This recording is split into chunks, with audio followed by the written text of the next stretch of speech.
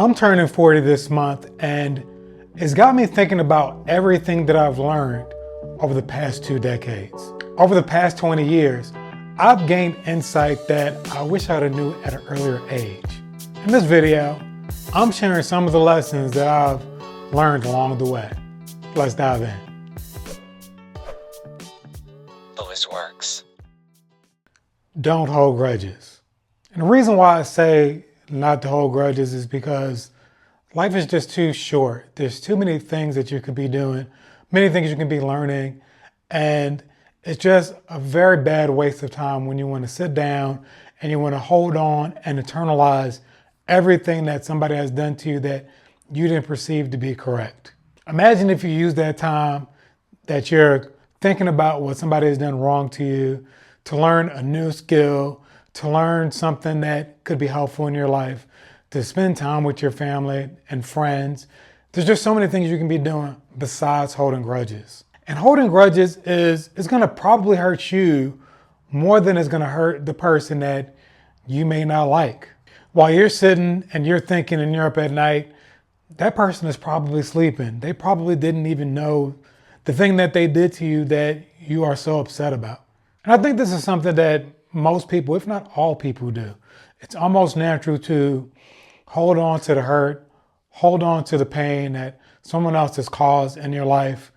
But that's just a way to relive that experience that bothered you so much.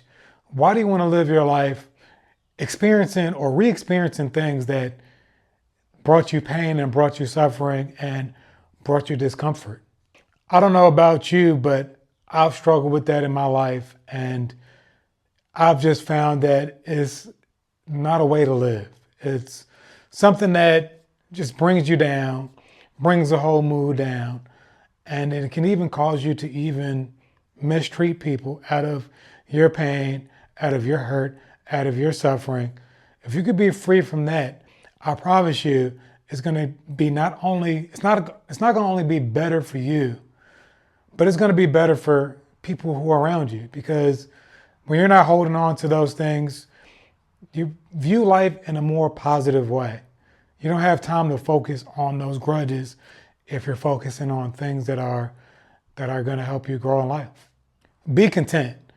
And I know this can be kind of a hard thing to do when there's so many people around us they look like they're successful. They look like they have accomplished a lot. They look like they have more money, a nicer house, a nicer car, things like that. But it's good to know that oftentimes when people seem to be living really well, there may be a lot of things in the background that you don't know about. You don't know what it took for them to get there. You don't know what sacrifices it took for them to get that house or to get that car or to get that relationship. There may have been a lot of sacrifices that may have been made that could have cost them a lot. Maybe there was a lot of time that they couldn't spend with their family, or maybe they had to cut corners and had to compromise some of their integrity. And just because they have, nice things and they look nice on the outside, there could be many problems that they're having and many things that they're struggling with on the inside. Just because somebody looks like they're successful doesn't mean that they have the kind of success that they really need in life. And then there's another thing to think about. There's always people worse off than what you are. There's always somebody who is struggling more than you may be struggling, or they may not have as much as you have. The same way that you look at somebody and you might say, oh, I wish I had that, or I wish I had this. It may be the same way that someone is looking at you and they may admire some of the qualities you have, or they may admire some of the things that you have. And you just have to keep that in mind.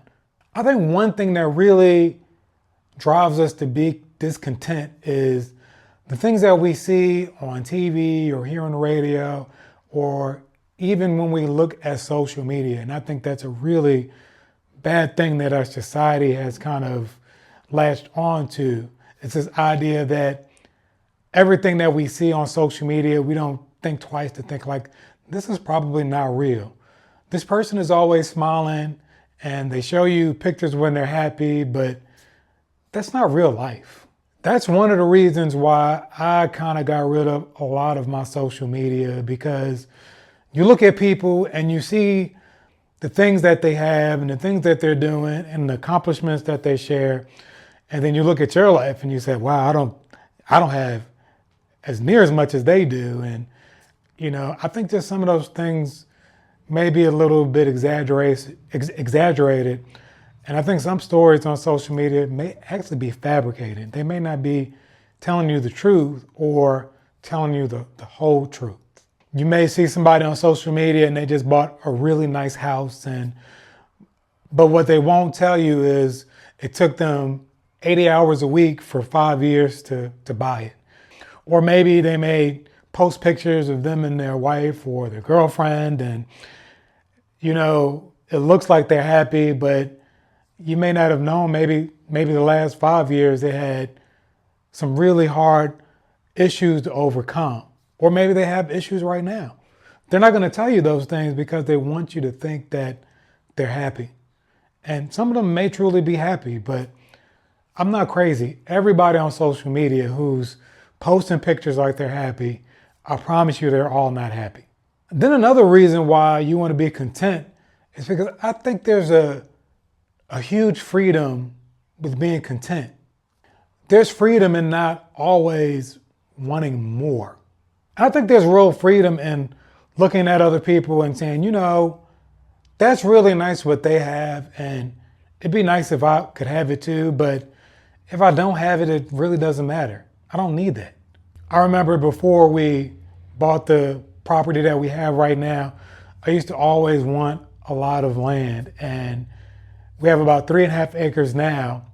And once when I got the 3.5 acres, I was like, man, it'd be really cool to have 10 acres or 20 acres. But then as I started taking care of the 3.5 acres, and I realized how much work it actually was to upkeep a couple of acres, I realized that, 3.5 acres is okay. I don't need 10 acres. I don't need 20 acres. The more stuff that you have, the more time it takes away from you. You got to think, because if you have a boat, if you have several cars, if you have an RV, if you have a lot of land, all of those things need upkeep. And in order to keep things up, it's going to take some time away from you. In order to the more I want to protect the time that I have, I don't want to add things that takes time away. I want to live my life doing some of the things that I like doing. Of course, there's work, and then there's, things that you have to take care of around the house.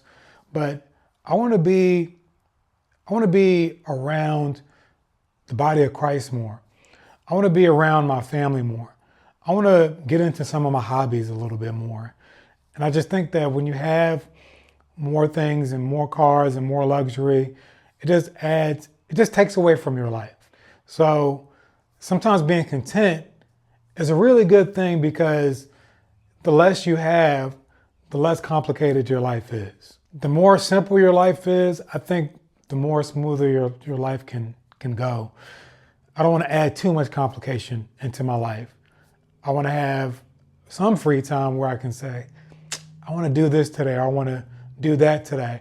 I don't want to just always be working around the house or working at my job. I want to have some discretionary time in my life.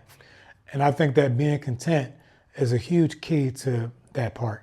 There was one time I was watching this YouTube video of this man he was dying from cancer, and the hospital staff released him to go home because they couldn't do anything else for him. And all he cared about was seeing his family. He didn't really care about anything else. It didn't seem like he cared about anything else in his life. The only thing he wanted to do was be around the people who he cared about.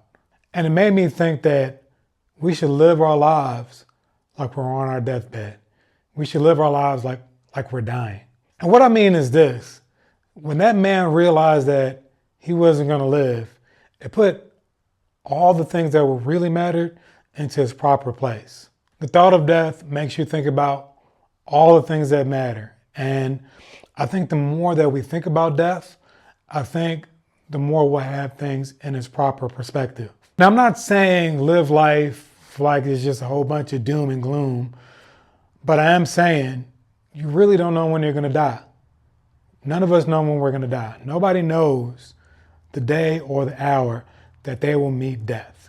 And this is why we should live our lives in such a way that it honors and pleases Christ. Because one day we'll have to stand before him. I don't know about you, but I want to hear him say to me, "Well done, thou good and faithful servant." I don't want to hear him say, "Depart from me, I never knew you, you worker of iniquity." It doesn't mean that we shouldn't live our lives and have fun and enjoy this life. But I think it does mean that we should live our lives with a purpose. And that purpose is to love Christ and to love others. Try different things in your life that you naturally would not do. I have tried many things in my life. I've done a lot of things. And when I was making this video and thinking about it, it didn't really hit me until I actually thought about the things that I've done in the past. And I've tried a lot of things. I've worked as a cop. I've been in the military. I've worked in the school system. In my 30s, I earned my bachelor's. And then after that, I earned my master's degree. I've done some acting in my life. And I've even done Christian hip hop. And I promise you, the list goes on. There's a lot of things that I've tried in my life. And some of those things were failures, but then some of those things were actually successes. And even the things that I did that were failures, I still don't really count them as failures. Those were really learned experiences. But I wouldn't have experienced any success if I was too concerned or too worried about failing. There's some things that you are good at, or you could be good at, that you would never know unless you actually tried to do it. And all of the things that I've tried and done in my life, those skills begin to build up and they turn into something later on. You use those skills for something else that you never thought you would use it for. Don't be afraid to try something new. You may surprise yourself. Embrace the aging process. You can't be young forever. Have you ever seen somebody who is old, but they try to act like they're young? I've always thought that's kind of weird. You see somebody in their 50s or their 60s and they try to use the same lingo that younger people use, or they try to dress like, like they're in their 20s and 30s. And I don't think that's good at all. There's nothing worse than an older person trying to act like they're young and cool. And I think there's a way to go about it, and you can still, I guess kind of be cool in a way, but you still have to wear your age. Don't try to be young. I don't know.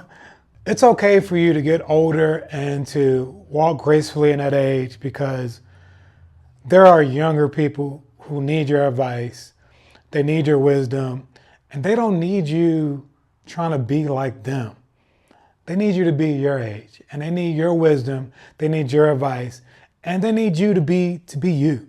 Don't view older age as a curse. View it as a blessing. You want the older years in your life to be some of the best years in your life. You don't want to walk around wishing you was 20 or 30 or just always thinking about the past. You got so many things to look for in the future if you can just open up your eyes and see it. There's so much wisdom and so much knowledge that you have in you that you can impart to someone else who may not know what they need to do in life. And there's mistakes that you've made.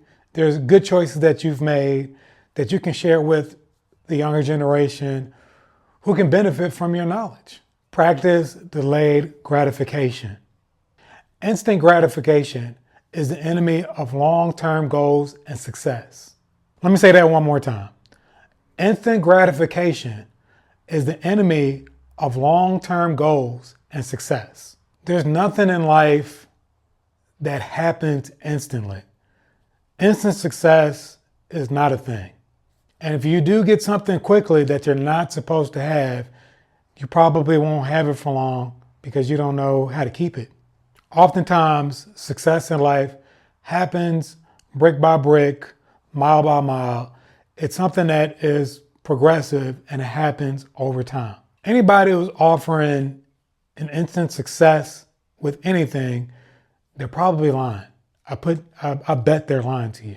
That's why when you look on TV and they have things like weight loss pills, I wouldn't buy into that.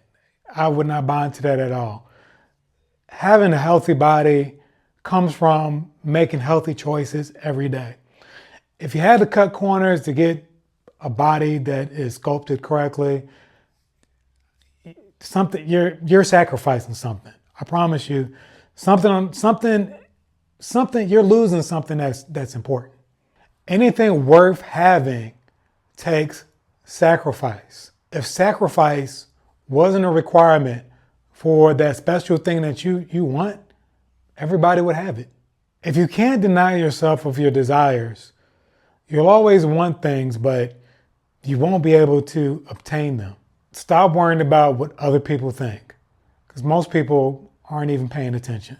Worrying about what other people think about us can really stop us from doing the things that we really need to be doing in life.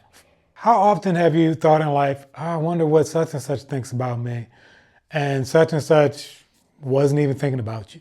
And we don't want to live our lives pleasing people. You don't want to be a person who's always trying to please someone and make other people happy. Even if you do the thing that someone wants you to do, they may not still be happy.